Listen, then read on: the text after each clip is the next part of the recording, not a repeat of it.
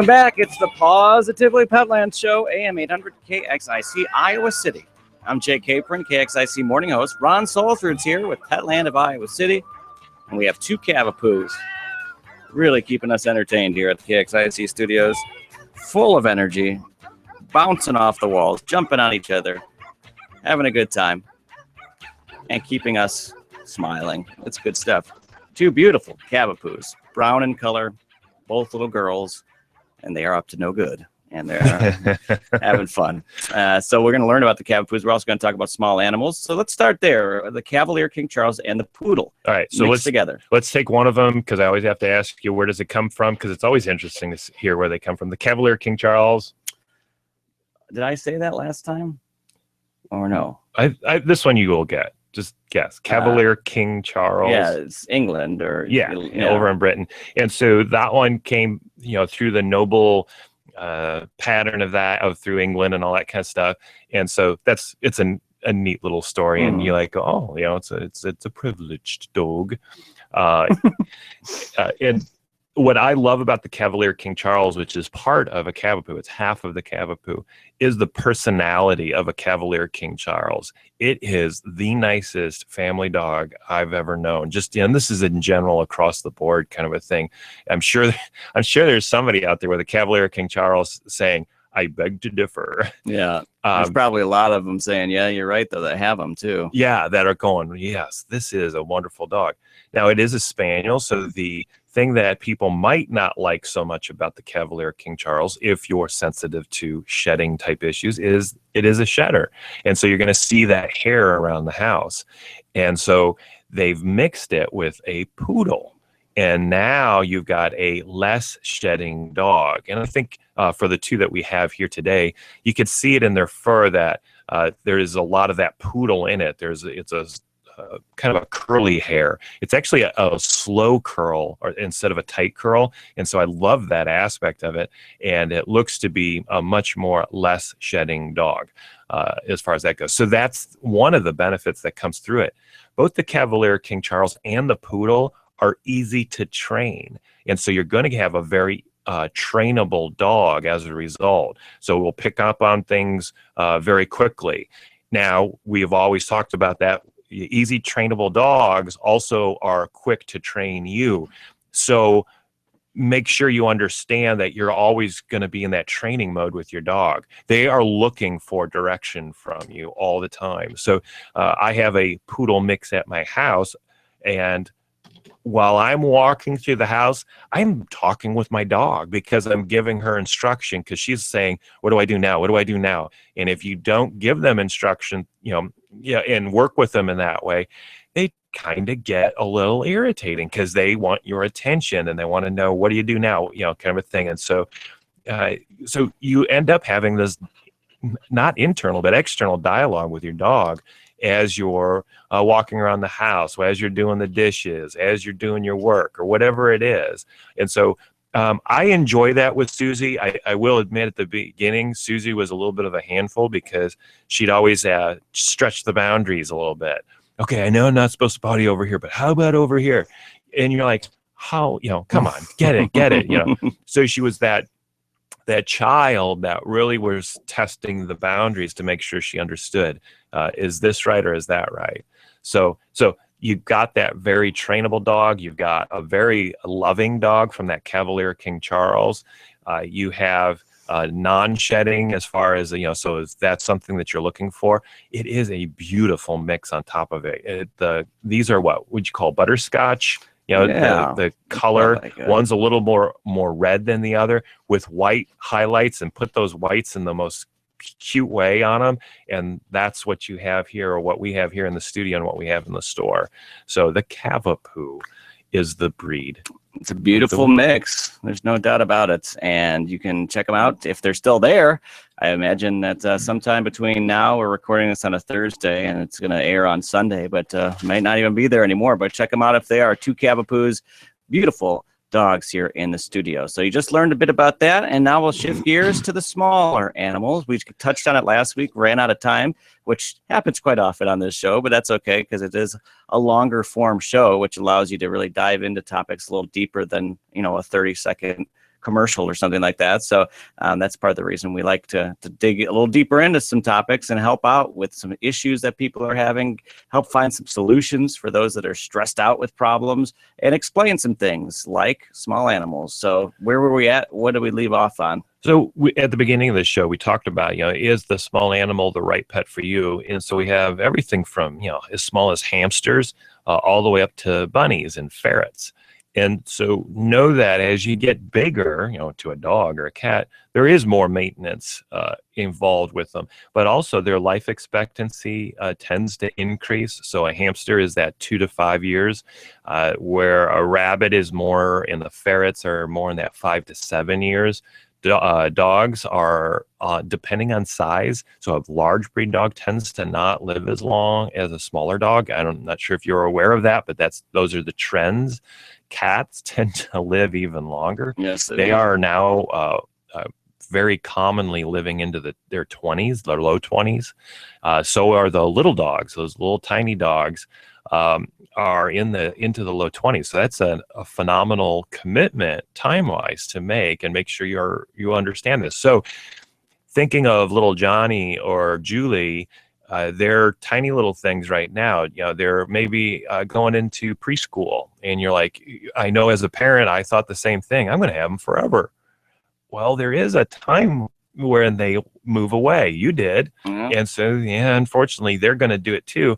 And so look at that time frame and say, well, the separation-y thing is going to occur mainly in the high school. So maybe Johnny is 3 years old or 4 years old right now, but getting into those low teens is when you get into the high school. Well, that's about 10 years. So what do you want to do right now? Do you want a longer term pet or a shorter term pet? Maybe you want to start with a shorter term pet, like a little hamster, and lower maintenance, because boy, is life hectic right now. Get one of those ovo habitats that's really cool and very eye pleasing, but also designed specifically for the pet and makes a really good habitat. So those are some things that you want to consider out there. What we're going to now talk about is the 4 basic needs of small animals. Last week we talked about it, and you can catch it on the podcast that we've posted already on the KXIC website. We talked through behavioral needs of small animals.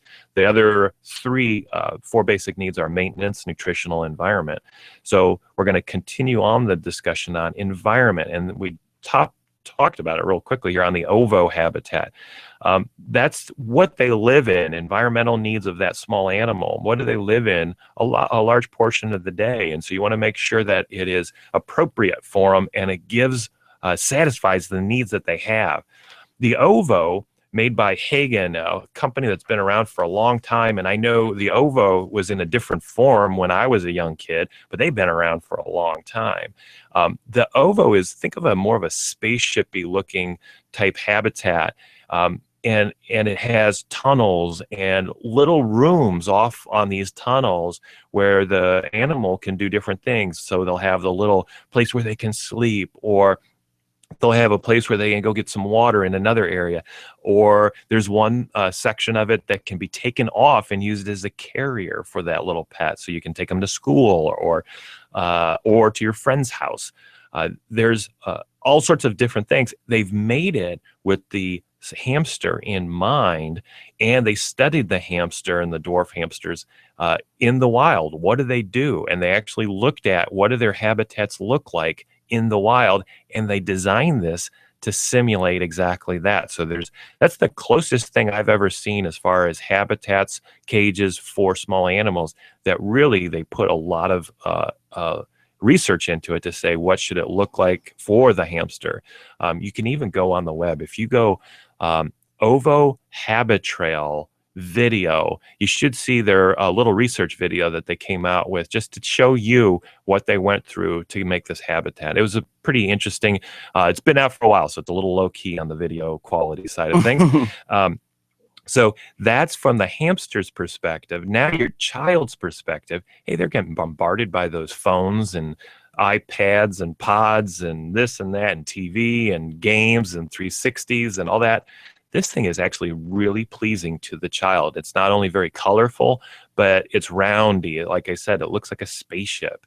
And so there's an attractiveness that your child will get into. The ease of use. They get those kids, they figure it out quicker than we do.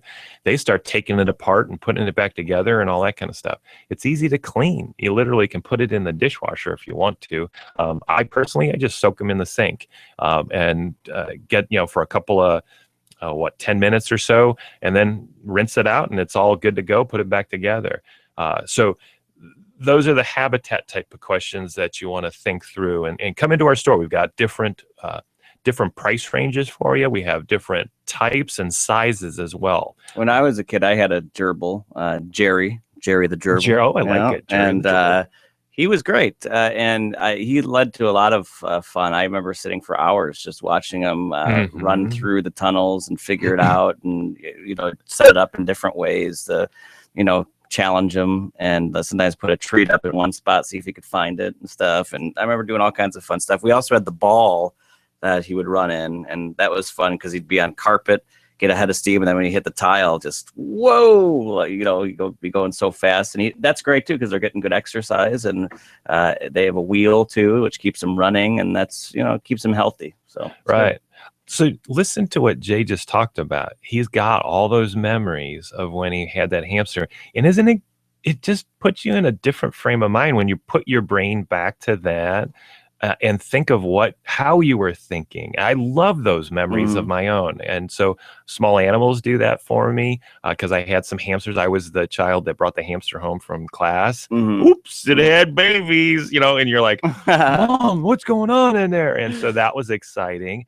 And I also remember with aquariums, I was very fascinated with aquariums. And to this day, I have an aquarium in our house and it brings me back to my childhood. And we bought the aquariums because I had a really small one when it was just Wendy and I. When the kids came along, I'm like, I want them to have that same, feeling and thought and wonder and all that kind of stuff.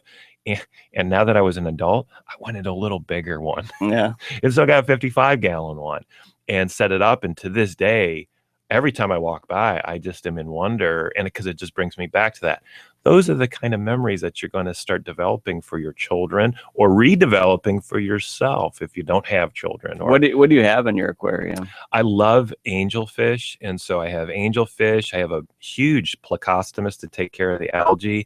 And then I like tetras as well. So I have a menagerie of different schools of tetras that swim around in there. Cool. And then I love plants. And so I have plants.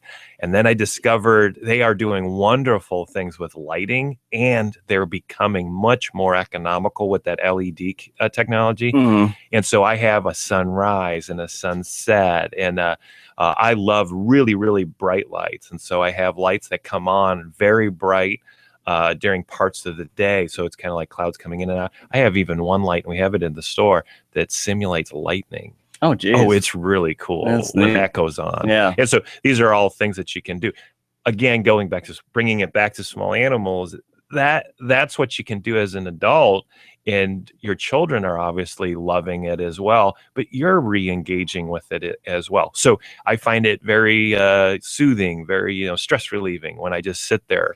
Literally have gotten a chair, pulled it up to the aquarium, got a glass of wine, and just enjoyed watching the fish and the habitat and how they interacted with the plants that I have in there and little tunnels and all that kind of stuff. So again, with small animals, doing the same thing for your child or for yourself. There are families out there that come in and talk about, oh, we just love sitting in Johnny's bedroom and watch that hamster just go crazy in there, whether it is on the ball or taking it out and putting it in the ball and running it around, or a wheel in there. And it's just amazing on how much they use that wheel. So all of those are fascinating things. I hope I'm touching some emotions out there, and you're thinking, oh, well, maybe, we can't get a dog or a cat right now, but maybe a small animal is in there.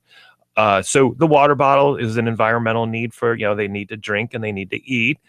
So having the appropriate water bottle in there, and most of these habitats are now coming with it installed in there.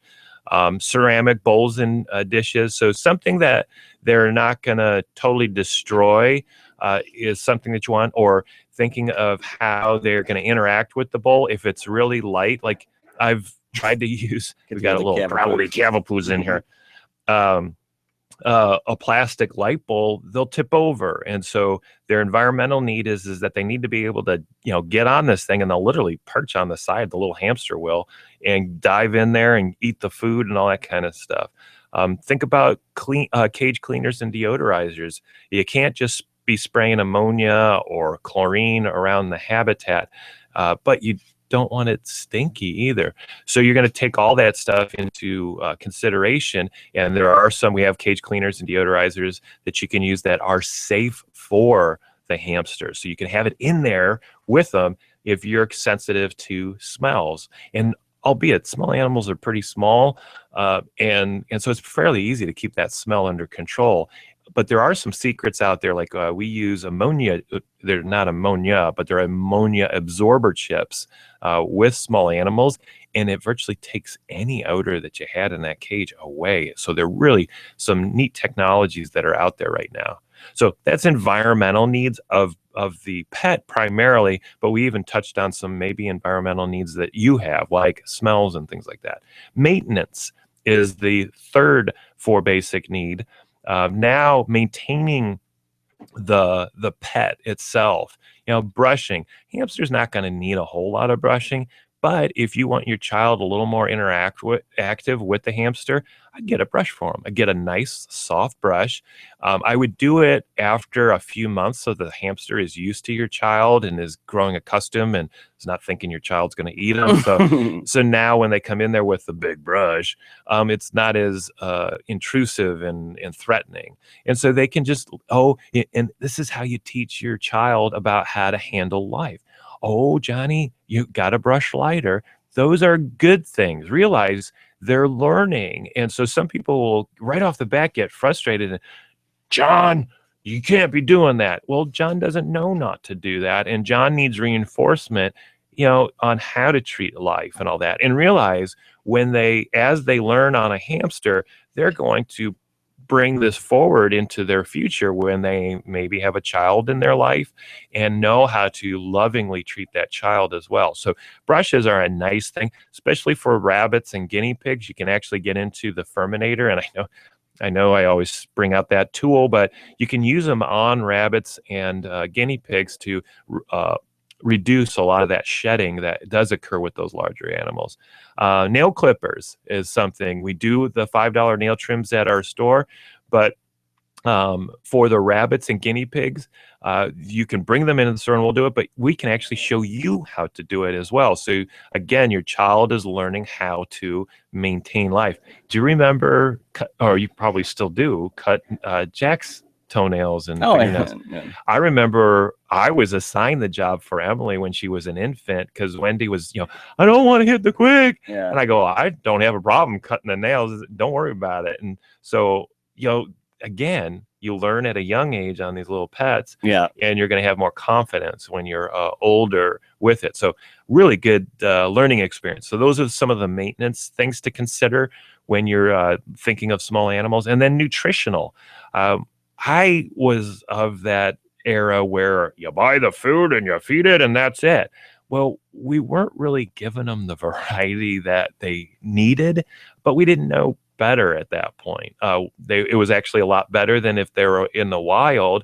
All these small animals and birds and dogs and cats are actually living longer in our ownership than they would in life out in the wild world, kind of a thing. So we've been doing good things along the way, but we're definitely discovering better ways. So you typically have some kind of a staple diet for the small animal. There are some diets that are designed for when they are younger.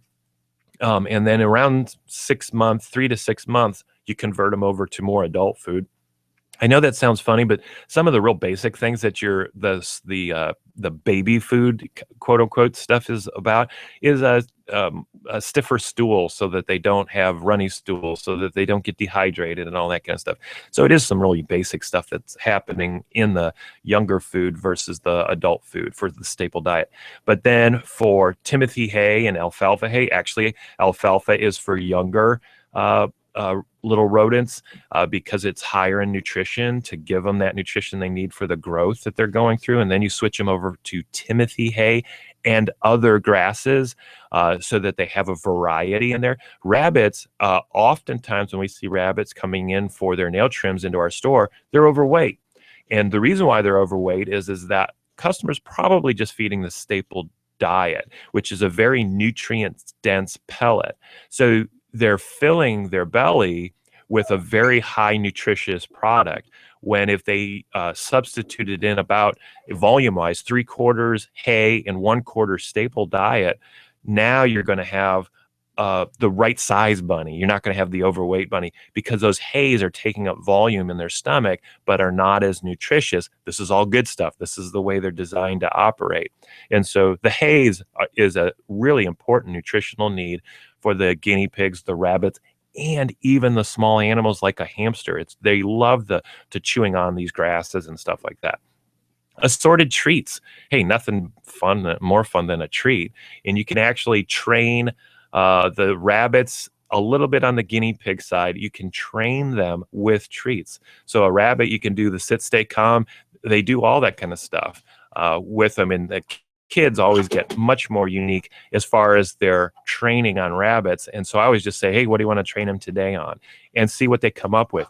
College students, I find, are the most interesting in training a rabbit, because when they move into a house or whatever in their junior, senior year, a lot of them, they can't have a dog or cat, but they can't have a rabbit. Mm-hmm. And they show us what they've done with these rabbits as far as training goes, and it's always fascinating. So treats are great for a lot of different things, if nothing else, to give the little guy a treat and have fun with it. Salt licks and mineral blocks are always important to have in there, because usually you buy one and it lasts a lifetime. There is some salts and minerals within those staple diets, but you always have the additional one out there to keep that salt intake in their bodies where it needs to be. If they're not using it, it just is meaning that they're not craving it. The salt is something that they'll crave, and they'll go to the salt lick and use. Additional vitamins. There's definitely, we are into, if you are that kind of person that do you take any vitamins, Mm-hmm. Jay? I do too. My kids and my Wendy kind of laugh at me because I think I'm at 6 vitamins. I've always taken the multivitamin, and there are multivitamins for small animals. But over the years, I've seen what works for dogs and cats. Mm-hmm. And I go, I bet you that would work for me. So I take the omega-3s and fatty acids. And sure enough, in the wintertime, my skin does not get anywhere near as dry as it used to. The glucosamine and chondroitin. Hey, I'm 50 years old now. I got some aches and pains, and I've seen dogs go from not being able to walk to walking with just glucosamine and chondroitin and cherry tarts and stuff like that. And so I'm like, I'm going to try that. And so I've added on. If you're that kind of individual that has found success with vitamins, why not do that for your small animal or this goes all the way to fish. They have vitamins for fish. Do they really? Yeah. And it's garlic is one of the biggest ones. Yeah. That's weird. And you can see some really neat things happen when you use garlic with your fish. And so vitamins are available, and it's becoming a more diverse group of products that they have out there that do different things. They even have a product, and you might put it in the vitamin side of things, that will reduce their smells significantly. So something you would put in their water, and it takes the musky smell of a ferret out, and it actually reduces the poopy smell as well. Cool. So they're the same manufacturers are coming out with the same product for dogs, if you're thinking of that right now. And I can't wait till that happens. I want to try that. That's going to be big. Well, we are almost out of time, Ron. But I wanted to leave time so you could talk about health extensions, because you brought a few bags with us here. Good looking bags. They've got real boldly written health extension. Right. And so they're going after that whole, how do I make my dog live healthier and longer? And so they got health extensions. That's where that comes from. And what I love about it is It's made with veterinarian research in the background of it. So it is made for the pet, whether it's a dog or a cat food. They've designed it specifically to meet their needs. But going through it, a lot of things that we've talked about before. Organic deboned chicken is the number one. That's the wet weight. We've talked about wet weight versus dry weight, which is also the second and third and fourth. When they use the word meal, that means all it is the meat is cooked. That's a good thing, and it's dense then. And if it's high in the ingredient level, then that means that you've got a lot of it in there. And for dogs and cats, that's an important thing. So organic deboned chicken is number one. Chicken meal is number two. Lamb meal is number three. Fish meal is number four. So we've got a lot of really good high protein and a diverse amount of protein. So you're giving a lot of variety to your dog and or cat. Brown rice then, so now we're getting into carbohydrates. Our bodies as well as their bodies break down sugars first, then carbohydrates, and then proteins, and then fats. And so the protein meals based on meat are going to last longer. That's what gets them between meals. The carbohydrates, the rice, gets that midway. It gets them that boost, kind of a thing. The sugars, they don't eat sugar, so you won't see sugar in here. For us, sugar gets us going like right now. The carbohydrates break down into sugars fairly quickly. So that's our immediate energy booster. After brown rice, chicken fat. I know they're using chicken fat for a couple of different reasons, omega fatty acids, but it's also what makes your dog want to eat the little thing. They spray the kibble with that, and that's very common in dog food and cat food. After that, apple cider vinegar. Derived from organically grown apples. It has been around since 400 BC, saying this has been part of their diet for a while. I think that's really interesting that they've found that satisfies health needs of the dog. Glucosamine. So now you're going to get a dose of glucosamine to give those joints a little lubrication so that they feel even better. Kelp serves as an aid to a healthy coat. So kelp is in there, and so that's for a healthier, shinier coat. Omega-3s, fatty acids, fish oil, and then probiotics. So that's what their dog and cat food has a smattering of and what it's based on. Really good stuff. I have found this to be the most attractive dog and cat food I've ever found out there, and it's rated really high on the quality side. I know we're running out of time, so I was just going to talk about one of the treats that we have. Again, this is the most attractive treat I've ever found for a dog. It's called NutriDrop Nuggets. And it's based off of some healthy, beef lung and natural type stuff like that. That's good for them. But it also has some stuff that's in this dog food, but that is really, really incentivizes your dog to eat it. So if you're doing some training, this is a great treat to use for dog training because they want more. You give them a taste of it and that's it. Literally, you could give them a lick of the treat and they're going to go crazy for it. But if you have a dog that's a little finicky, crush a little bit of this up in their dog food, and so it makes their dog food even more attractive. So NutriDrop Nuggets is a really wonderful treat that we have in our store that you got to get. I bought up huge on it because I know this is going to be a huge seller in our store. So look for the bulk bins of these bags of NutriDrop Nuggets. And then on our shelves, health extensions, we have it in not only small kibble and medium kibble for the larger dogs, but we have a grain-free and some other varieties out there. So they make a lot of different variety of it. They're really good. Are those nuggets made by the same company, Health Extension? Yes, both of these. The parent company is called Vet's Choice, and it's because they named it that because they base their products off of veterinarian information, research, and all that. Okay, cool. All right. Well, if you're looking for that treat, if your dog's finicky, which I know some of those are, they'll leave it laying there if they don't like the treat. But you're saying not those nuggets, huh? Oh, they love the nuggets. I've seen, dogs that it won't look like do anything. Beef jerky pieces or something like that. Yeah, that's the parts of lung. Nice. All right.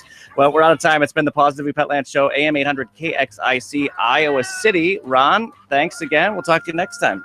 See you then. All right. Check out Petland, Iowa City, Lower Muscatine. Easy to get to. $5 nail trims. Just remember to bring in that distemper information.